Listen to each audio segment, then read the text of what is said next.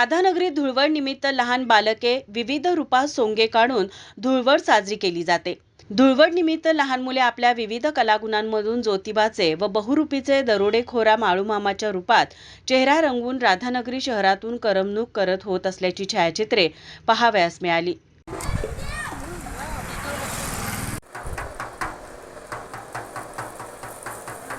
दरम्यान राधानगरीत होळीच्या सणानिमित्त धुळवडी दिवशी पारंपरिक पद्धतीने ग्रामीण जीवनाचे मनोरंजन करणारे विविध खेळ खेळले जातात। प्रमुख खेळ म्हणजे लगोरी, हुडदी, गुंडी उचलणे, घाई खेळली जाते।